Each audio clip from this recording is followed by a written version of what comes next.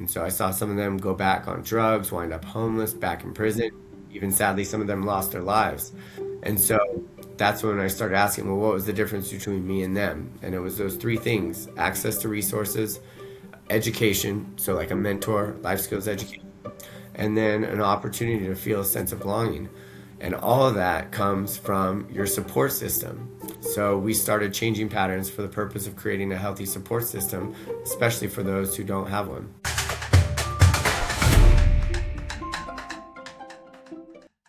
Welcome back to the Grow Healthy, Help People podcast, a podcast that Accordis puts on where we love talking to our nonprofit leaders. Today, we are here with Frank from Changing Patterns. How are you today? I'm doing great. It's sunny out here in Oregon, and So good. yeah, happy for that. Yes, absolutely. We've had so much rain here and I'm over it and I'm ready for just sunshine Right? where I'm at. So, yeah. So, you're in Oregon. Before we get into all about the great things that you guys are doing, I want to hear a little bit about your story. So tell me kind of what it was like for you growing up and kind of in your teen, young adult years. Is this where you saw your life going? Did you foresee starting a nonprofit? What did it look like for you? No, it's I don't know how far back you want me to go. I guess in my like the first 10 years of my life was great. Yeah, we were the family unit was good. Everything was happening from a child's perspective that was going really well. And then when I was 13, we had a pretty significant family event that really kind of spun me out a little bit. And then, but I guess I got to back up. When I did not think I would ever run a nonprofit. None of this stuff ever was along my guidelines. I was a landscaper and I was an amateur boxer with a goal to go pro, but then eventually become a coach. However, since I was little, I had this like criminal fascination, and I can pinpoint a couple of areas where like you could say this would be like a turning point or whatever. But for the most part, throughout my life, I looked at kind of getting over on things as a badge of honor. So I learned how to shoplift when I was in fifth grade, and that was the first time I was like, oh, I can have whatever I want. I don't have to. We weren't like broke or like we didn't grow up like broke or anything, but we definitely like didn't have a ton of money. And so shoplifting gave me the opportunity to take things that I never got to have, and and then the success of it, the positive reinforcement of it, kind of kept it going. And then that kind of graduated into burglaries, and then tapped into drugs. Had that kind of had part of that as part of my life. But the one thing with me is when I get punished, I respond pretty well to negative reinforcement or like punishment. Ooh, that hurts. The stove is hot. Okay, don't touch it anymore. So when I started getting in trouble, I didn't like it, and a big part of it was freedom. I've basically been kind of on my own since I was 16, and so independence and freedom was a big value of mine. And the minute I started getting in trouble and I was on probation or go to jail, that significantly takes away freedom.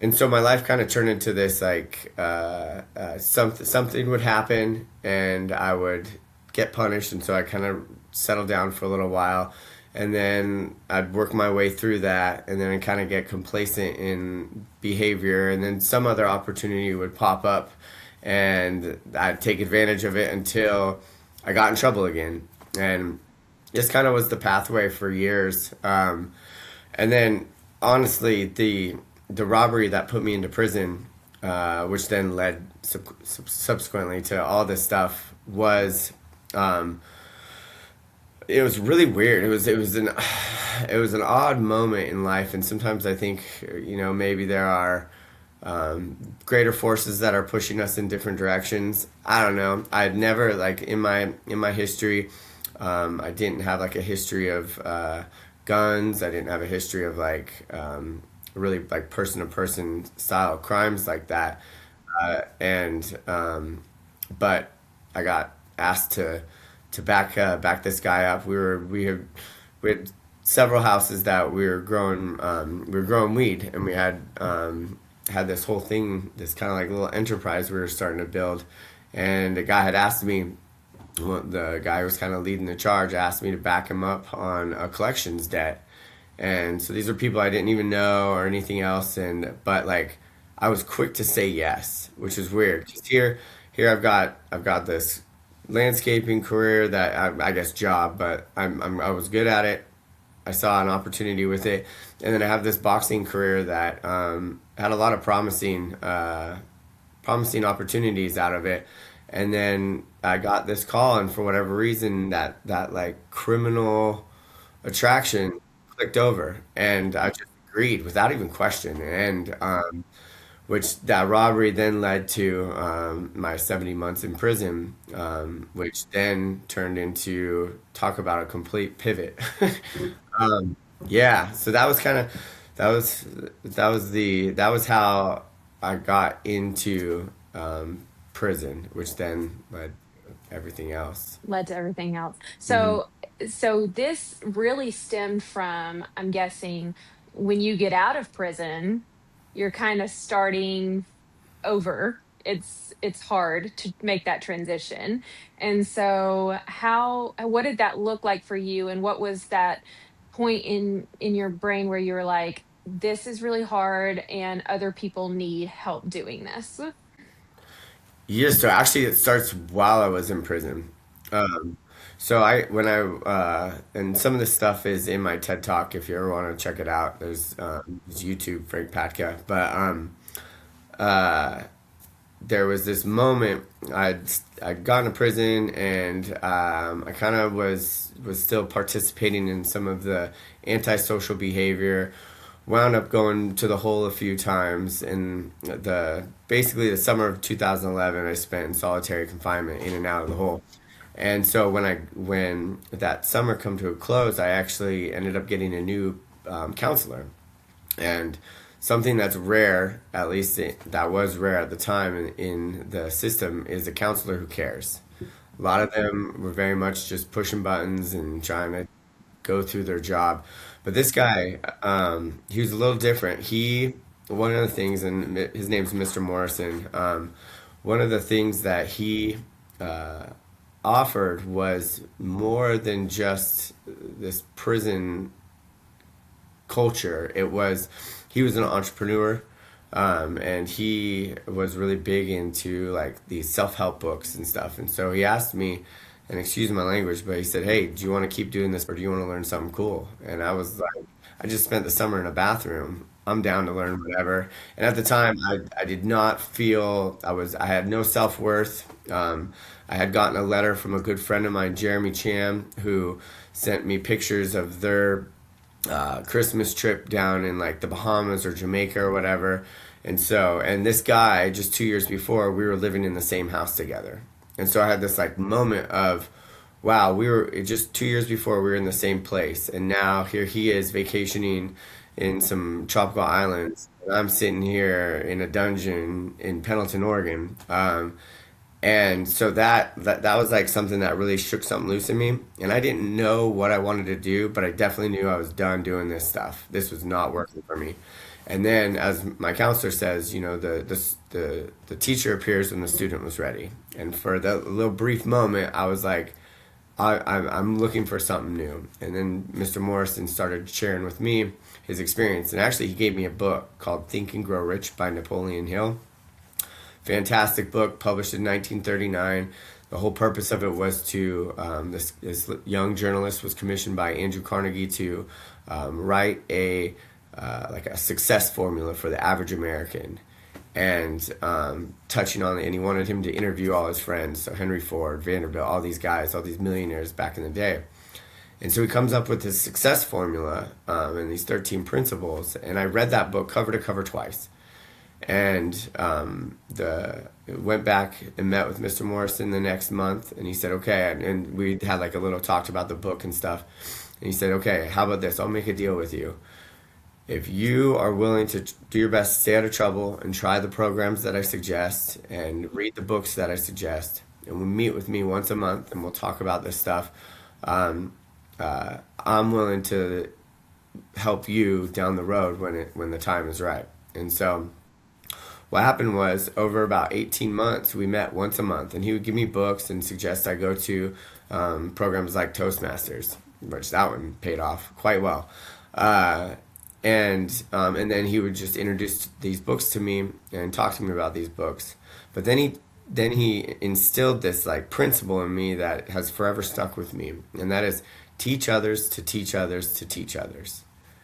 And so this whole time he's giving me this new information, he's also encouraging me to talk to others in the institution about it.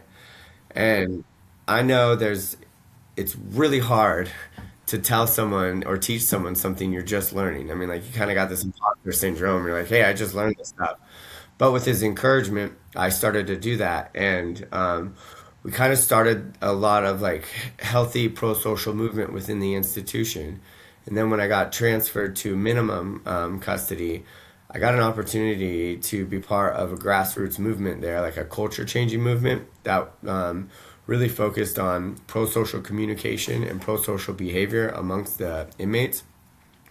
And that whole couple years of doing that really, and I didn't know this at the time, really prepped me for what was going to happen when I got out. And I knew at the time, there was towards the end of my sentence, I had read all these books about being an entrepreneur and business owner, and I knew I was like, okay, this is what I want to do. This is something that I want. I don't want to take a job. I want to create jobs, and I want to create opportunities. And so this work we did at the minimum institution really taught me how to establish a board, how to speak truth to power, how to galvanize a movement, which, by the way, quick hack, and I learned this retrospectively, not we didn't know this at the time. If you want to start a culture changing movement, you have to get everybody's attention. Hmm. Well, being nice doesn't seem to get people's attention. Right. So you have to disrupt the environment. Well, how we disrupted the environment was we took on a challenge to promote an anti-profanity campaign in a prison. Now, Okay. that is absolutely impossible and insane to think about. Yeah. For some reason, we took it on, and what it did was got everybody's attention. Everybody was mad at us. This little group of inmates who were trying to promote pro-social behavior. We had everybody paying attention to us, albeit for not so happy reasons. Right. However, They're all once mad at you. yeah, absolutely. And so there was this moment that happened at a softball game. This was the like catalyst point where the officer said, "Hey, if anybody swears, we're going to shut down the softball game." Well, Yeah. two pitches later, the game's shut down, right? So Mm. this just makes it turns everything into like it was the boiling point, right? And so this gave us the opportunity to a friend of mine. We were talking and we were walking around the track, and we're like, "What do we do about this situation?" And he really encouraged. He said, we need to get away from this anti-profanity thing and get more focused on how can we turn our time into something that is productive and focused on getting out. So we're focusing on reentry while in prison, and how do we cultivate an environment that is going to support education, that is going to support healthy relationships, and building skills, life skills, to be able to be successful when we're getting out. And so I like to tell this story because it really it shines some light on the difference between people of color versus myself as a white person.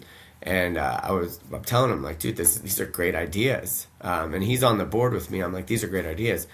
How about you tell them at our next meeting? He's like, no, no, no, no. You have to tell them because you're the right shade.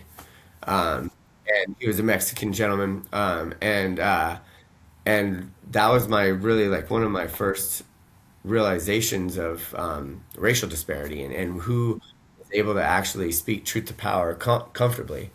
And so with his support, and he gassed me up, and I went in and I read this like manifesto that we had. We spoke truth to power, and And then for the next couple months, I had a target on my back from the staff, and there were a lot of things that were happening. But what that did was it allowed for the inmates to see them kind of them retaliate to what I said, and all of a sudden, the community started coming to us and saying, "Hey, you guys have a voice. Like you guys are clearly stirring the pot upstairs. So here's the ideas." And so then we opened it up and we had this big forum. We invited the whole community of the institution in. So there were roughly like 600 people that were in that institution. I think maybe 200 came, and we opened up a can of worms. But what we did, we said, "Hey, what do you guys want to see in this institution that'll make it better?" And we got a flood of a bunch of things. But what we did get was, how do we get an opportunity to do our time with a purpose? And so that started this whole process of, we created this action plan. We created this opportunity for us to meet every person who arrived at the institution, told them, "Hey, this is the culture we're setting here. This is a more pro-social place. This isn't like any other institution you're at. If you would like a mentor, we have mentors, people guiding people through that experience." We had people who had done a lot of years in prison who were getting ready to get out. They had a couple years left, and so they were able to actually like mentor people who were there for the first time and help guide them in a different direction, rather than like gang lifestyle and negative behavior, more towards a healthier way. And we created a mentor program, and we created a an opportunity to do like fundraisers for community-based organizations on the outside, where we were actually able to donate to and participate as a community within our own little one here. And so all of that happened there became kind of my foundation or my education on how to do this upon release. And because I mean, like I said, my background is I'm a landscaper, I'm a boxer. I'm not a business owner. I don't have an MBA. The closest thing I have is a 1 year welding certificate. So yeah, so when I got out, I knew I wanted to do something. I just didn't know what it was. And to kind of wrap around to when I got out, my family had rebuilt my trust with my family, and so I had a place to live. My sister and brother-in-law gave me a place to live on their property. So we came up with a deal.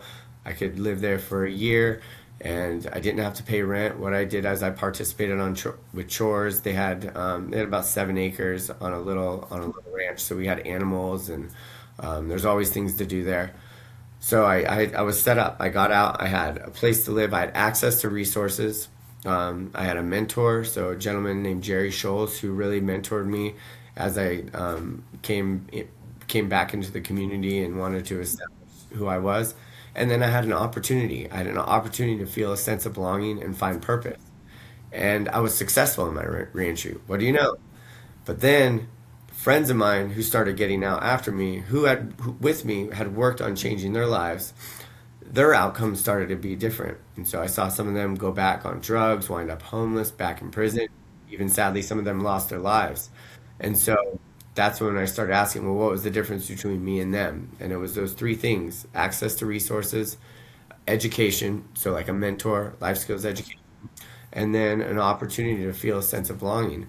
And all of that comes from your support system. So we started changing patterns for the purpose of creating a healthy support system, especially for those who don't have one.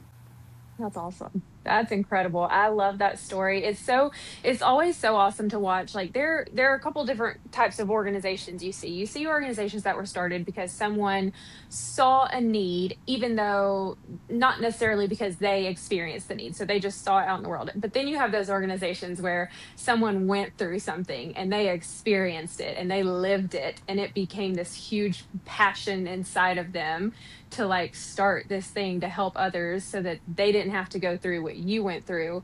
And those are always so amazing. And because you have such a story behind it and you really have like this powerful why behind what you're doing. So I think it's awesome. I know that's helping so many people. So how many people have you been able about to help so far? It's a good question. I should have looked up that research.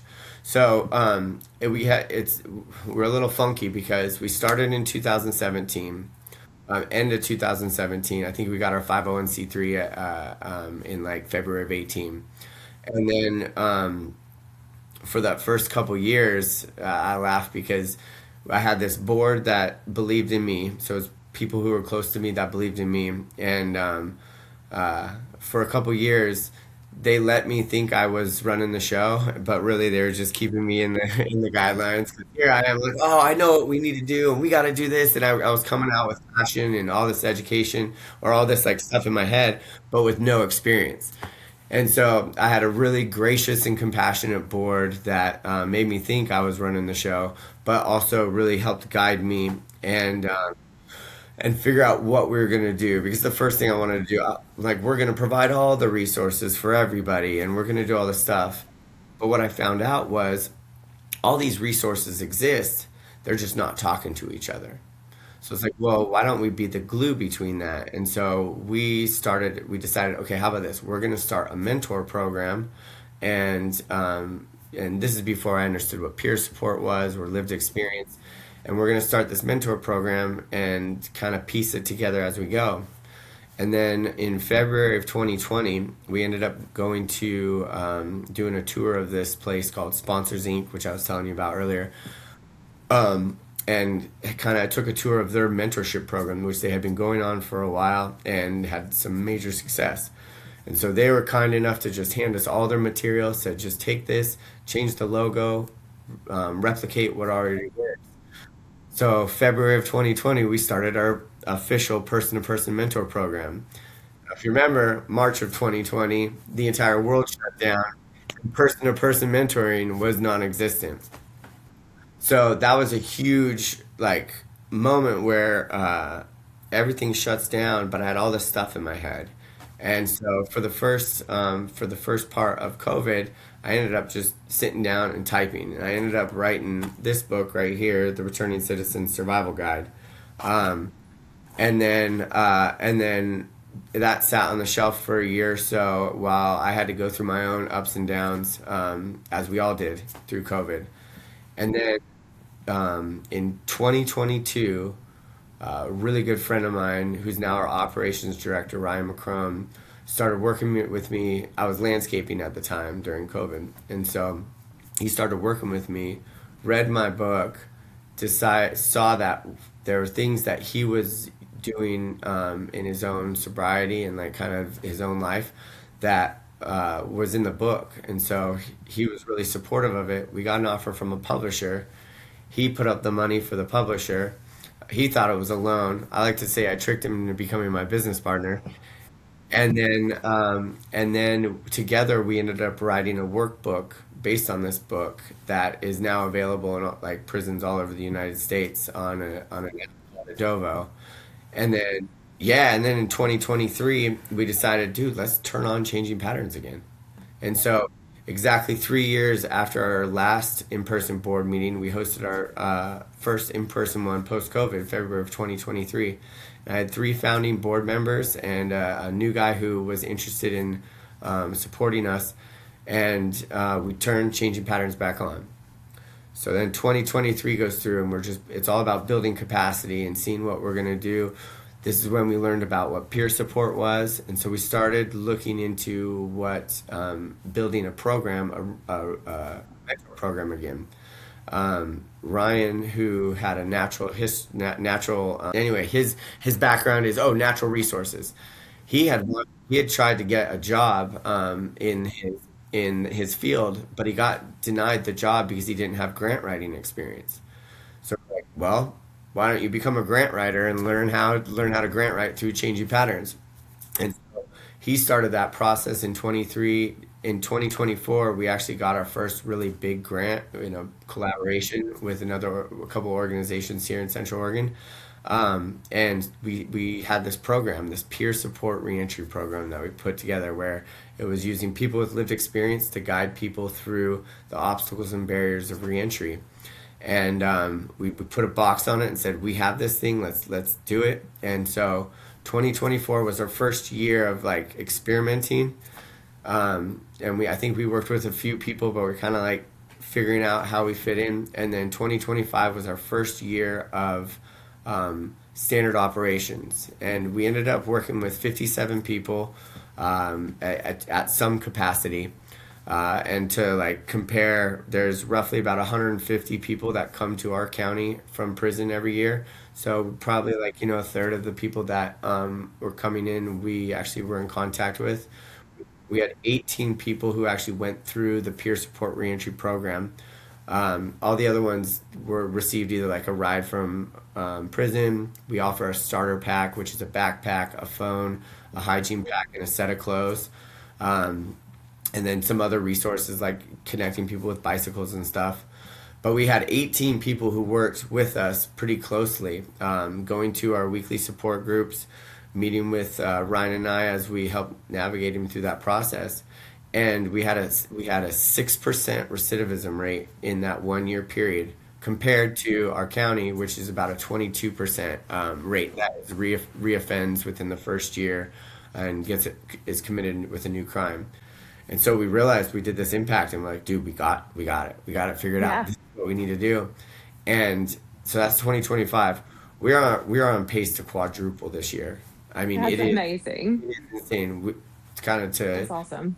give a comparison. Last year at our weekly support group, we averaged, I think, between 6 and 8 people per meeting. This year, Wow. right now, consistently, we're averaging 25 plus. Wow. Yeah. That's incredible. And It's it's been all such a volunteer. journey. Yes, Yeah, that's on their incredible. end, not like we're not. Thankfully, we're not volunteers anymore. We have funding, but like Right. all of our Yes. clients, they're not mandated. We don't. Yeah. It's never like that. They're all showing up. So we're doing That's something. incredible. I Mhm. love it. That's so awesome. And if you're watching this, some of the things that he was talking about, developing new programs over time and really working to grow your organization to make sure you're doing everything you can to help support what you're doing. That's something that Accordas can come in and help you with. We really love to help people grow their organization. So whether that's doing some marketing campaigns to help grow certain programs, helping on the funding side with emails, brochures, flyers, things like that. We can develop those, design those, help print and send them. There's so much we can do on the back end beyond that. So if you need help on the back end of your nonprofit and you're watching this, our link will be at the end of the show and we would love to talk to you. So, how can people help you?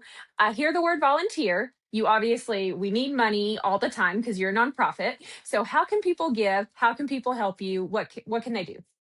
Yeah, so on our website, Changing Patterns Inc., so changingpatternsinc.org, Okay, there's a real easy donate button right there. Right perfect. next to it is our impact report, so you can look at what the money goes to and the Awesome. effects of it. We looked at last year. Last year, for every dollar grant dollar we received, we had a cost savings to the community of $3, and Wow. those measurements were very conservative. I think it could Yeah. be way more, but yeah. So there's the donate piece. Uh, um, we, well, I mean, if you're in Central Oregon, obviously that would be reach out to us. There's always opportunities to participate. But if I guess my message would be across the country, if you want to help, it's how do we create a sense of belonging for our community members? And what does that look like in your community? Because I'm a firm believer that a, creating a sense of belonging, or I should say, I'm a firm believer that a lack of sense of belonging is a big part of a lot of the issues that we have here, whether it's homelessness, drugs, criminal behavior, all that stuff. There's some sort of disconnect between the individual and the community. And if we can create a sense of belonging, and not, it doesn't have to be everybody, but we have our tribes, we have our pockets. I work with returning citizens, people are getting out of prison. But if someone else, it might be working for homeless or working at the soup kitchen, or maybe it's dogs or children or whatever, you know. So I'd say the best, but like for us, I'd always want to encourage what ways can we create a sense of belonging in our community, and that's a big one. If people can do that across the board, we're going to see a much different country here, and a lot more. unity. I mean, we always hear about like this, just like there's all this division and stuff.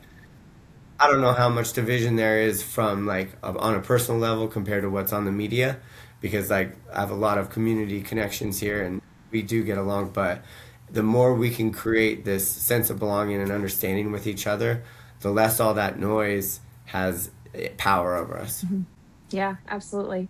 I love that. Guys, if you're watching this, we're going to have their website linked at the end of the show as well. Please take a look at it. Consider giving. They're growing. They're going to be doing great things in the future, and so I know they would love to have your support. If you've had family members walk through this, if you yourself have walked through this, then you know what it's like. And also, open your mind to just the knowledge of the fact that there are people coming out of the system who have that family support and they are very blessed to have that, but there are so many who do not. And those who do not really need that support system in place. And so this is a very important need in not just Oregon, of course, but all over the world. And so I encourage you to look into that, do your research, and open your heart to those people who are coming out of the system and really welcome them and try to help make a place for them. It has been such a great time talking to you, Frank. Thank you so much for being on the podcast today.